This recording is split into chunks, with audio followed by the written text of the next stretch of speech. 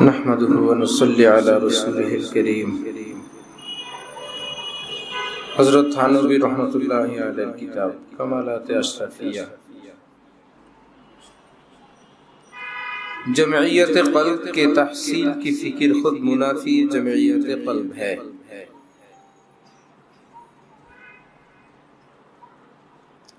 कोनो काजे जेनो दिल बसे,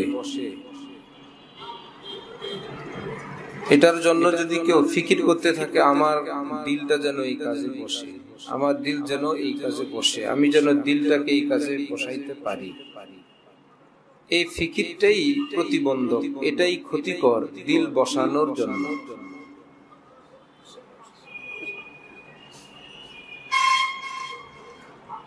হযরত বলেন যে ভাই খুব সূক্ষ্ম কথা, বারিক কথা। অনেকেই কোনো কাজে দিল বসানোর জন্য খুব ফিকির করে,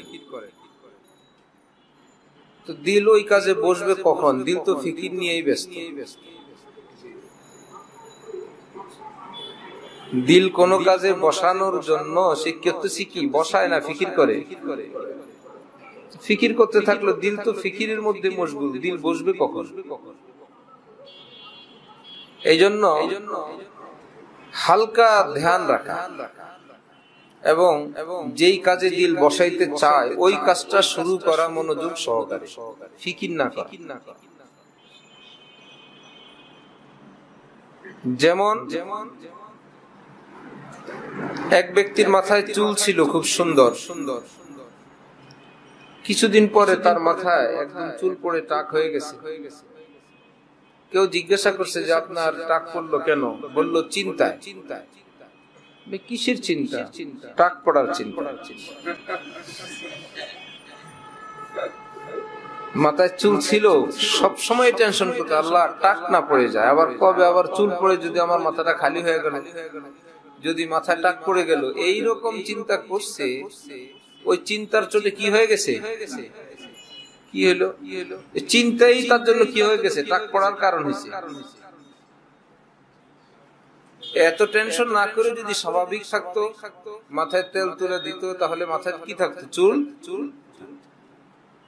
নামাজের মধ্যে গেছে, নিয়ম হলো নামাজ শুরু থেকে নিয়ে শেষ পর্যন্ত দোয়া, দুরূদ, তাসবিহ, তাহলিল, তাকবীর এগুলোর মধ্যে মশগুল থাকা। শুরু থেকেই নামাজের মধ্যে দিলটা বসলো কি না? দিল বয়, বুঝছস? এখন নামাজ পড়তেছি, কোন দিক যাবি না, ডাইনেও না বাঁয়েও না। এরকম করাটা কি নামাজের জন্য দিল বসার কারণ না, না বসার কারণ?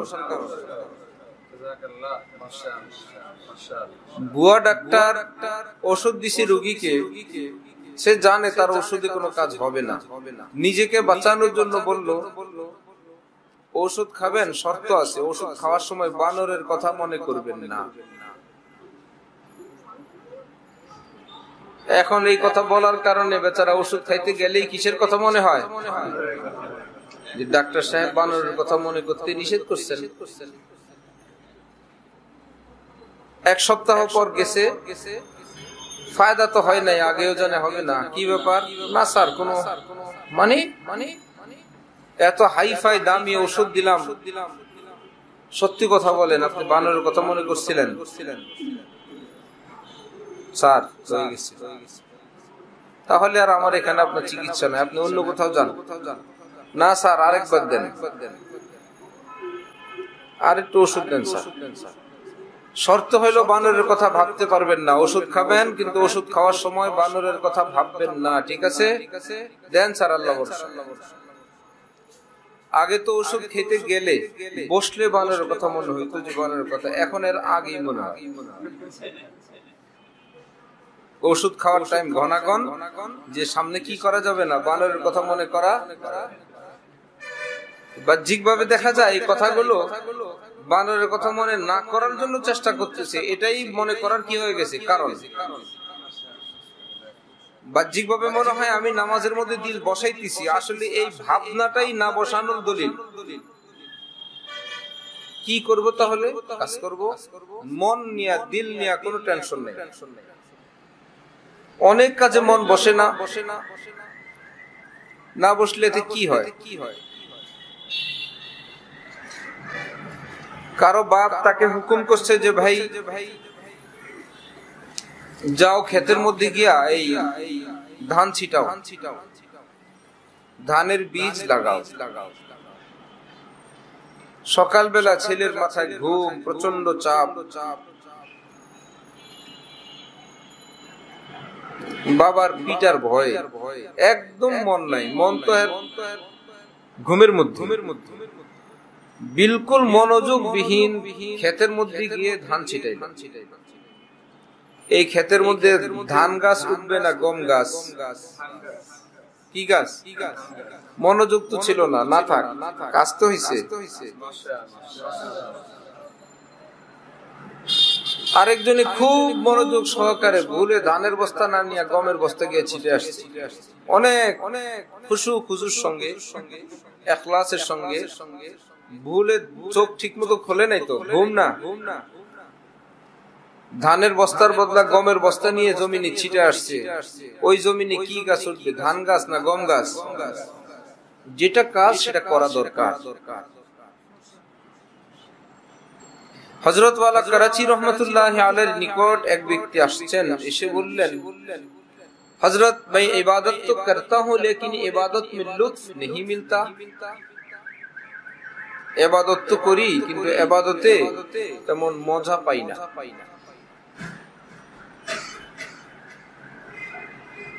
হযরত বললেন যে ভাই ইবাদত কি মজা পাওয়ার জন্য করো? ইবাদতে মজা পাও না, মজারে পাওয়ার জন্য ইবাদত করো না আল্লাহকে। ইবাদতের উর্দু হইল লুৎফ नहीं मिलता, লুৎফ অর্থ মজা। আর আল্লাহ পাকের এক নাম হইল লতীফ। আল্লাহ পাকের এক নাম কি? লতীফ। হযরত বললেন যে ভাই আব্দুল লুৎফ না বনো, আব্দুল লতীফ বনো। মজার গোলাম হয়ো না, মজা তালাশকারী হয়ো না, মাওলা তালাশকারী হও, মাওলার গোলাম হও। মজার জন্য কিছু করো না, আল্লাহর জন্য করো। তোমার কথা দ্বারা তো বোঝা যায়, হ্যাঁ যে মজার জন্য করলাম সেই মজাই পেলাম না। मुर्गी तो जान दे दी लेकिन खाने वालों को मजा नहीं आया। মজার জন্য জীবন দিল কিন্তু যারা খাইছে তারা মজা পায় নাই। তো মজার জন্য ইবাদত না আল্লাহর জন্য ইবাদত? মজা না লাগলে কি হইছে, আমি কি তোর জন্য করছি? মজারে বলে দাও। মজার বেচারায় আসে নাই, বললো না আসলে নাই, আমি কি তোর জন্য করি? আমার আল্লাহর জন্য করি, আল্লাহ আছে।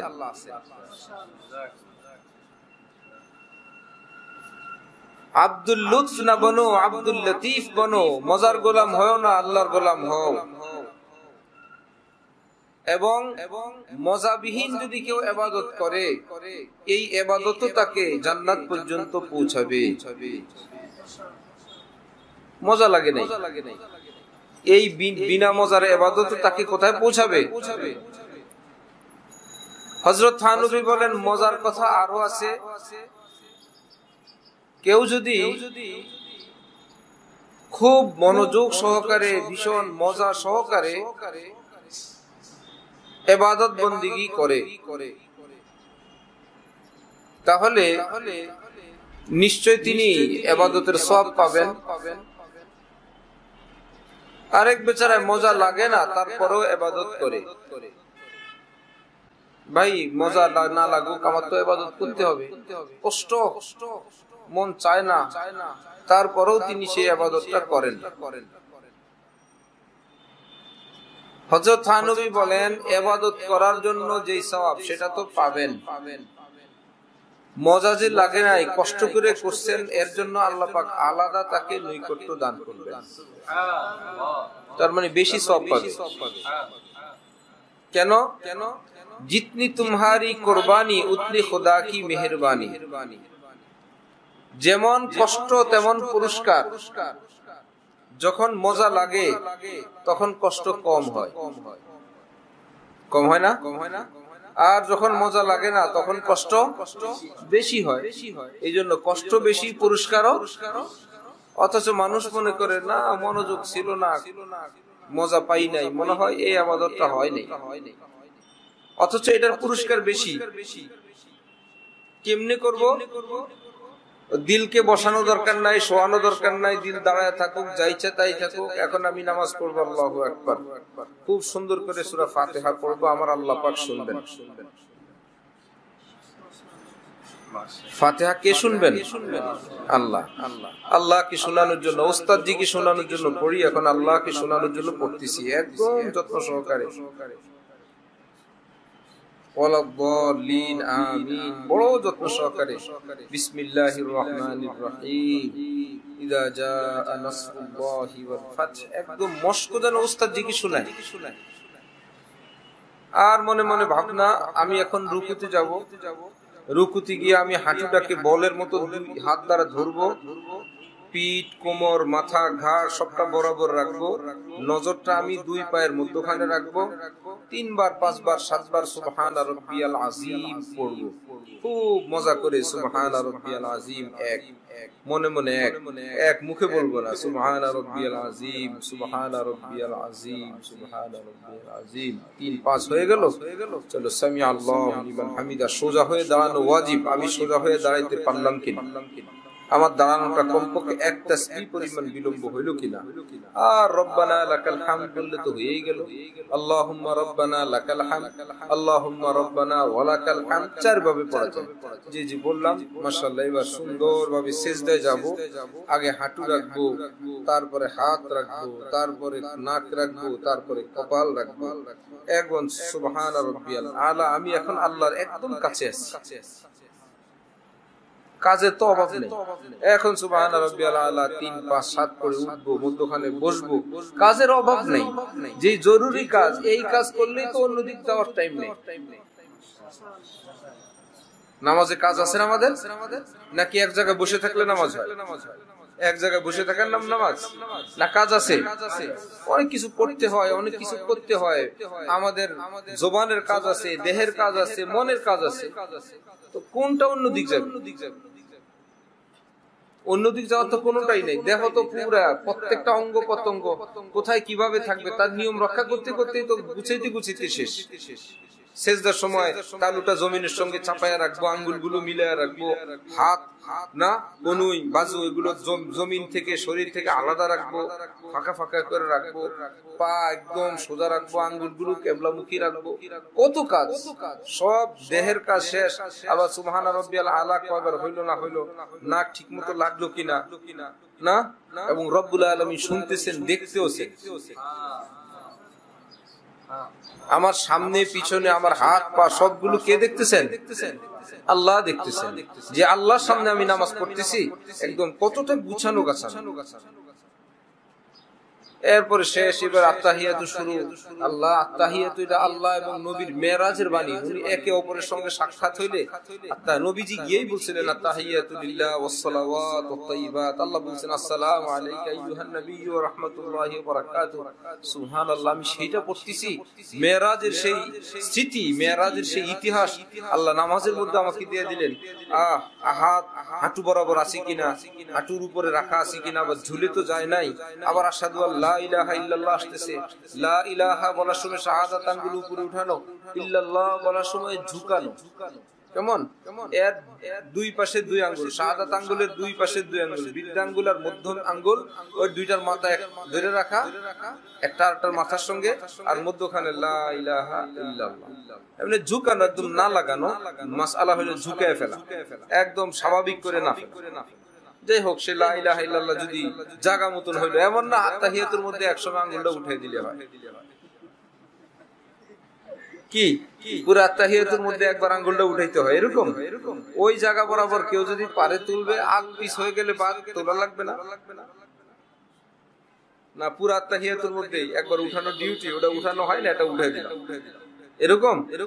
যদি ওই বরাবর, তাহলে আগে থেকে পড়তে পড়তে খেয়াল রাখতে হবে সামনে আসতেছে কোন সময় দিল আর আরেক জায়গায় যাবে।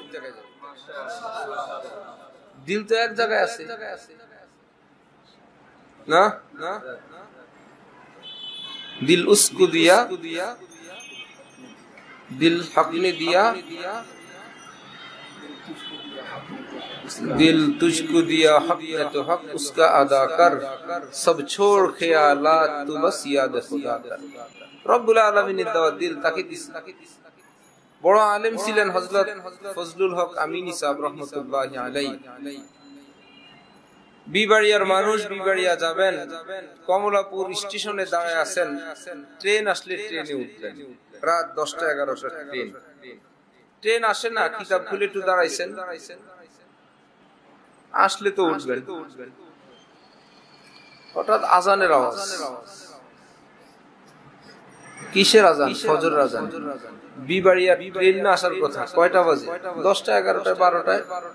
বাহ বাহ, সেই ট্রেন তো বিবাড়িয়া পৌঁছে গেছে, আসছিল, কতক্ষণ পোপো পোপো করছে, লোকজন নামলো উঠলো। আপনি কই ছিলেন? আমি তো এখানেই ছিলাম। কিতাব খুলে যে দাঁড়াইছেন, ওই কিতাবের মধ্যে এমন ডুবার ডুবছেন, ট্রেন আসছে, লোকজন উঠছে, এই ট্রেন চলে গেছে, ফজরের আজান হইলে উনি খবর হয়েছে কি আজান কিসের।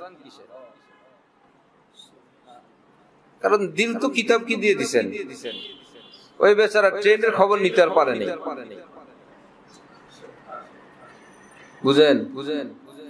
আমাদের হযরত ওয়ালা দামাত বারাকাতুহুম কখনো মুতালায় আছেন, আম্মি জান খাবার খেতে ডাকছেন, আচ্ছা আসতেছি, আসেন, ঠান্ডা হয়ে গেল, আচ্ছা তোমরা খাও,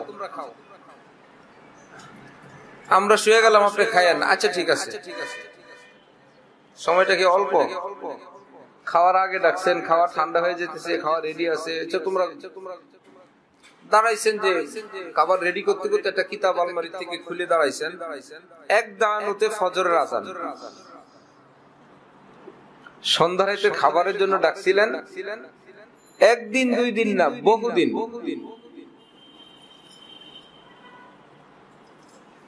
কিতাব খুলে দাঁড়াইছেন, ফজর ওয়াক্ত হয়ে গেছে, রাত 12টা 1টা 2টা 3টা হয়ে গেছে, সব নাক দেখে ঘুমাইতেছে। হযরত বলেন আমি একা একা খেয়ে সব উঠে টুটে ফ্রিজে রেখে দিয়েছি, বা কোনটা ফজরের পরে।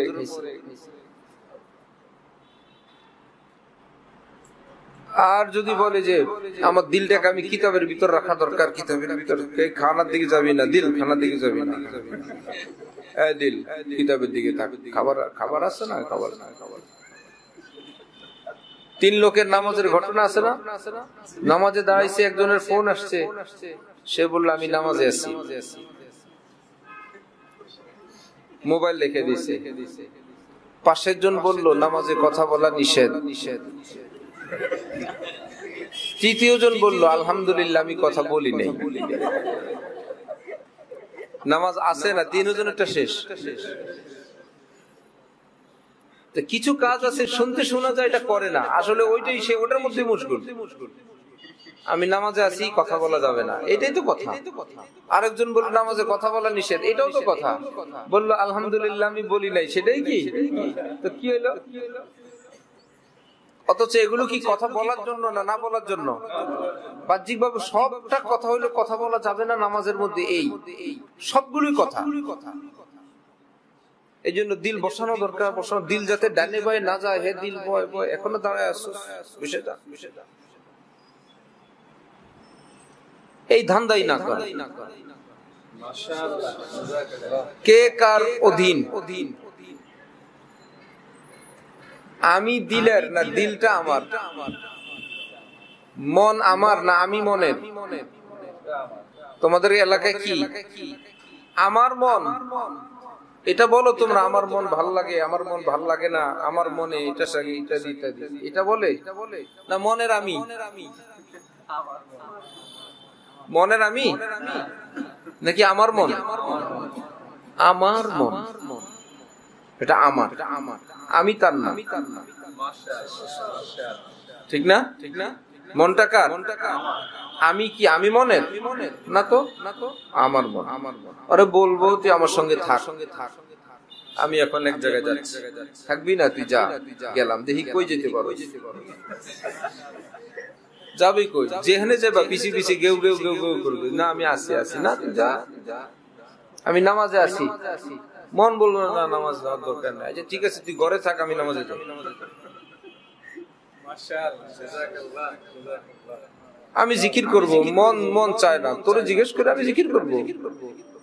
আমি তোর চাওয়া না চাওয়া অনুযায়ী চলি যে মনে চায় না? ওরে বাপরে, মন মনোজ বিশাল বস, উনি চাচ্ছেন না, মন চায় না। আরে তুই চাওয়া না চাও কে? আমি এখন জিকির করব, চাইলে আমার সঙ্গে আয়, নইলে হেলে থাক। শুরু শুরু জিকিরের নিয়ম অনুযায়ী আল্লাহ আল্লাহ, সারা জাহান জিকির করতেছে, আমি আল্লাহকে ডাকতেছি। মন বেচারা আসে, হুজুর হুজুর আমার একটু সাথে নেন, আমি আপনার সঙ্গে খেদমত করতে চাই। এই জন্য হযরত ওয়ালা করাচি ওয়াসওয়াসার মেডিসিন দিবেন। ওয়াসওয়াসা আসলে ওটাকে মোকাবেলা না করা, আজেবাজে চিন্তা আসে, নামাজ এই সমস্ত চিন্তা আসার দরকার নেই, আর ঠিক না, আরো আসবে। একবার এমনি স্বাভাবিক অবস্থায় আসছে, মনে মনে ভাবছো আল্লাহ, ছোট্ট একটা দিল আল্লাহ পাক দিলেন, এর মধ্যে কত কিছু আসে, আল্লাহু আকবার, সুবহানাল্লাহ। কত জায়গায় দিলের মধ্যে কত বড় মেমোরি, কত কিছু অতিক্রম করলো জীবনে এই রাস্তা দিয়ে, এই দিলের উপর দিয়ে, এই নফসের উপর দিয়ে। এটার মেমোরি কখনো আর এই কথা সাউন্ড আসে না, আমি আর কোনো কিছু ভাবতে টাবতে পারবো না, আমার ভিতরে জায়গা নেই। আসে 50, 60, 70 বছর ভাবতে ভাবতে আমার মেমোরি ফুল, আমি আর কোনো কিছু ভাবতে পারবো না, এমন কিছু আসে। ছোট থাকতে কবে বড় হব, বড় হইলে কবে বিয়ে করব, বিয়ে করলে কবে বাচ্চা হবে, বাচ্চা হওয়ার পর বাচ্চাদের বিয়ে সাথে কবে হবে, ওটা হওয়ার পর নাতিপুতি কবে হবে, হইলে তাদের বিয়ে কবে হবে, একটার পর একটা শুরু হয়েছে সিরিয়াল। জীবনে কোনোদিন বলে যে ছোটকাল থেকে ভাবতে ভাবতে আমার ভাবনার যত ক্ষমতা ছিল সব শেষ? এই জন্য মন শয়তানি কোনো কথা মনে আসলে সুবহানাল্লাহ, লা ইলাহা ইল্লাল্লাহ, আল্লাহু আকবার, আল্লাহ কি দিল দিলেন, এত কিছু আসে জীবনে। দিল কখনো বললো না সরি, আমি আর বইতে পারতেছি না। আল্লাহ পাক কি এক দিল দিয়ে দিলেন। ইবলিস বলবো ওরে দিছিলাম ওয়াসওয়াসা, হয় বলে সুবহানাল্লাহ, তোরে বুজুর্গি বানাইতে দিছিলাম, যে আমার সবগুলো জিনিসকে সে তার বুজুর্গি বানাইছে, সে তার। ইবলিস বলবো আমি অন্য দিক যাই। এই জন্য মন আসে না, মন বসে না, মন চায় না, এগুলো ওই লোক বলে যে মনের গোলাম। যার বস তার মন, উনি চাইলে উনি করেন। মন হযরত চাইলে উনি কি করেন? কোন কাজ করেন, মন না চাইলে উনি করেন না। মন তো অনেক বিশাল ব্যাপার না। আর যারা মনে করে না আমি তো করব, মন চাইবি কি চাইবি না সেটা তোর ব্যাপার, যেহেতু তোর আমি ধরতে পারতেছি না, মারতে পারি না, শাসন করতে পারি না, ওকে স্বাধীন না। এইবার পিছে পিছে দৌড়াবে না। ছোট্ট বাচ্চারা কোনো দিকে যাইতে মা বাবাকে না করে, মা বাবা যখন দৌড়ায় পিছে পিছে দৌড়াইতে থাকে, কতক্ষণ চেষ্টা করে, যখন দেখে না হয় না এবার কান দেয়ার দৌড়ায়। মন বেচারা এরকম, এই গেউ গেউ করবে কতক্ষণ। এমন না যে তুমি আমি এক জায়গায় গেলে সে আরেক জায়গায় থাকবে, না, দৌড়, আসতেছি হুজুর আসতেছি।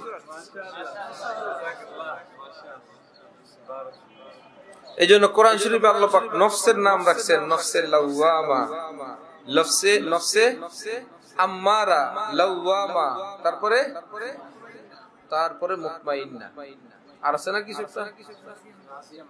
না, তারপরে মুতমাইন্নার পরে নফসে আম্মারা, নফসে লাওয়ামা, নফসে মুতমাইন্না, রাজিয়া, মারজিয়া। একদিনে সোজা হয় না। নফসের যেহেতু আলোচনা আসছে সেটা বলে দেই। নফসের কোন চাহিদা, মন চায় কোন একটা কিছু করতে করতে করতে, অনেকে মনে করে এটা করে ফেললেই মনের ঝামেলাটা শেষ। কুত্তার ঘেউ ঘেউ থামাইলাম, একটা গোশত দিয়ে দিলাম, রুটি দিয়ে দিলাম, এটা থামানো হইলো না, তাকে শক্তিশালী করা হলো। আগামীকাল সে যখন ঘেউ ঘেউ করবে, আগের শক্তি আর আমার রুটির শক্তি দুইটা মিলে করবে। যদি তাকে থামানো হয়, থামাইতে হয়, তাহলে তাকে রুটি দেওয়া বন্ধ, দেখি কত ঘেউ ঘেউ করতে পারো। বিনা খাওয়ানে কিন্তু ঘেউ ঘেউ শক্তি থাকবে, আর হয়তো আরেক বাড়িতে যাবে, অথবা আস্তে মেন করে উঠবে। ঠিক নফসকে দমানোর মেডিসিন গুনাহ করা না। গুনাহ করলে আপাত দৃষ্টিতে নফস থেমে যায়, দমে যায়। এটার অর্থ এই না যে সে ভালো হয়ে গেছে, বরং সে এই মুহূর্তে তার খাবার গ্রহণ করতেছে, সে পরবর্তী আক্রমণের জন্য প্রস্তুতি নিচ্ছে।